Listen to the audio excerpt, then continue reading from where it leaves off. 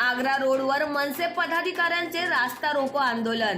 लाल चौकी परिसरात ट्रकच्या धडकेत मायलेकाचा मृत्यू। महिला मुलासह रस्ता ओलांडत असताना झाला अपघात। निशा सोमेस्कर असे आईचे तर अंश सोमेस्कर असे मुलाचे नाव आहे। पोलिसांनी घटनास्थळी दाखल होत ट्रक चालकाला ताब्यात घेतले आहे। कल्याण शहरात सातत्याने अशा प्रकारचे अपघात होत असल्यामुळे मनसे आक्रमक झाली आहे। आग्रा रोडवर मनसेचे माजी आमदार प्रकाश भोईर आणि पदाधिकाऱ्यांनी रास्ता रोको आंदोलन केले आहे। आज आपण रस्ता बंद केलाय, काय सांगायचं? आज आता नुकताच एका डंपरनी एका बाईला आणि तिच्या मुलीला चिरडलं आणि दोघं गेलेली आहेत।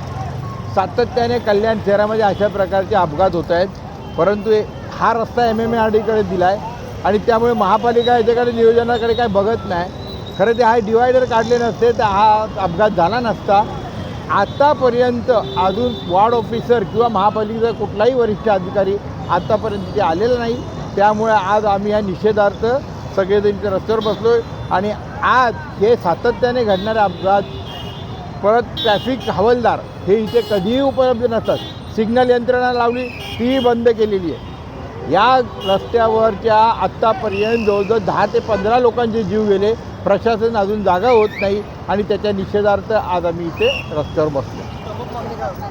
आमची प्रमुख मागणी अशी आहे की खरं तर हा दुर्गाडी ते पत्रीपूल फ्लायओव्हर हा खरा मागे आपण मंजूर करून आणलेला, पण तो झाला नाही आणि त्यानंतर आज तो तरी मंजूर व्हावा आणि लवकरात लवकर हे 7 जे क्रॉसिंग आहेत ते बंद व्हावे आणि इथे सिग्नल यंत्रणा आणि जे डिवायडर आता हे केले तो पुढे आणून तो परत बंद करावा। डिवायडर पुन्हा होते तसे लावावे असे माझी मागणी।